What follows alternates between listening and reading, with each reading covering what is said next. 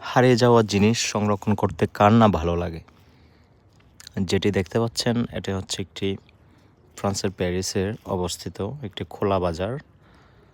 বাজার বলা যাবে না, এখানে যেই দ্রব্যগুলো আপনারা দেখতে পাচ্ছেন, দ্রব্য সামগ্রী বা বিভিন্ন ধরনের মনুমেন্টসের ছবি, পুতুল,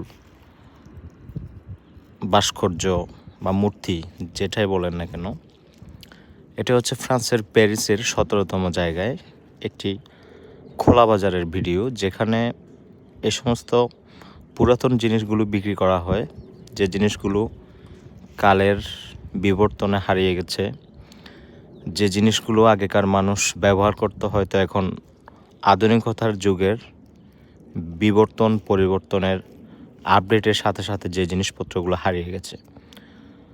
আপনারা অবশ্যই জেনে খুশি হবেন, এই সমস্ত জিনিসগুলো সপ্তাহে 2টি দিন বিক্রি করা হয় একটি নির্দিষ্ট বাজারের মধ্যে। সেই দিনগুলো হচ্ছে শনিবার এবং রবিবার।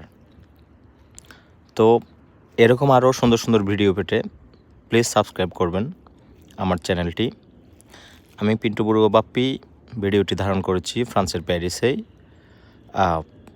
এখানে অনেক মূল্যবান জিনিসপত্র পাওয়া যায় বা অনেক মূল্যবান জিনিসপত্র বিক্রি করা হয়, যে জিনিসপত্রগুলো এখন আর মার্কেটের মধ্যে নেই বা কোনো শপিং মলের মধ্যে এগুলো দেখতে পাবেন না, বাট এগুলো ঘর সাজানোর জন্য এবং ঘরে সংরক্ষণ করে রাখার জন্য, সৌন্দর্যের জন্য এই জিনিসপত্রগুলো লোকজন কিনে রেখে দেয়। কত সুন্দর পরিপাটি করে ভিডিওটি।